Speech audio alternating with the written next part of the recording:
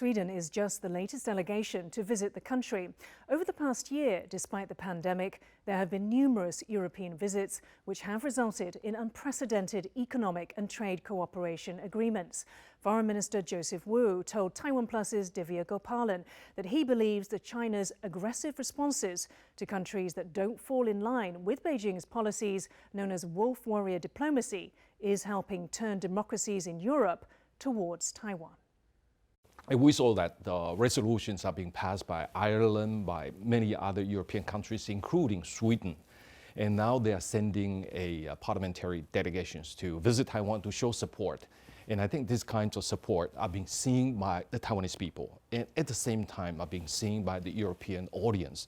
And therefore, there are more and more Europeans now understand that Taiwan is a very important partner and Taiwan's significance in their calculation. So this is the first part. And the second part is about China's wolf warrior type of diplomacy against the European countries.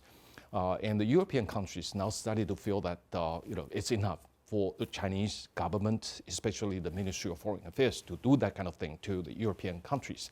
And in comparison, Taiwan is so nice, it's a good force for good in the world. And therefore, there's an awakening movement in Europe in general, not just in Brussels, but also in other capitals. They think that they want to be in a position to do more business or to have more relations with Taiwan. But they have succeeded, and as you call it, wolf warrior diplomacy, they've succeeded in economic intimidation for some countries when these countries look to engage to Taiwan.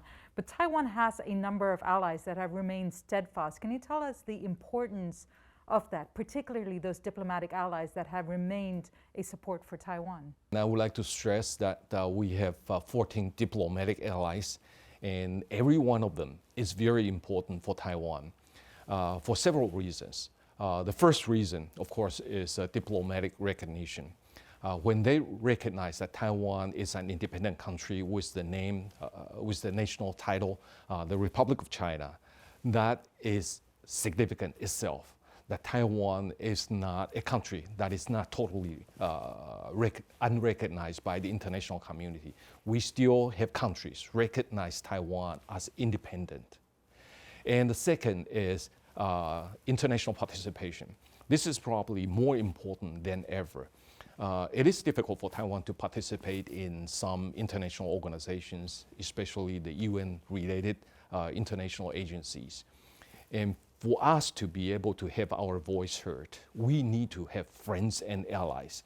And these diplomatic allies are constantly speaking out for Taiwan to be able to participate in these international organizations, in the UN, in the WHO, in ICAO, and etc.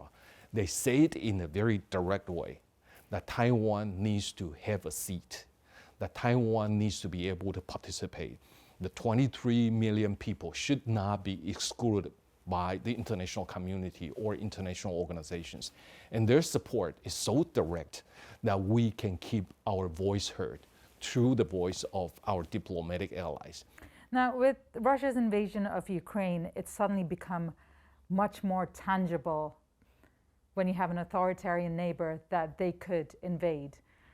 What have our Taiwan's diplomatic allies been saying to you, or what's the messaging you're getting in terms of support, given now that this could be a very real, or at least a conflict in the horizon here in Taiwan? Our diplomatic allies understand the situation Taiwan is in. Taiwan is being threatened by the big giant bully that is called China. And this is the same situation as Ukraine that is being threatened by a giant Russia.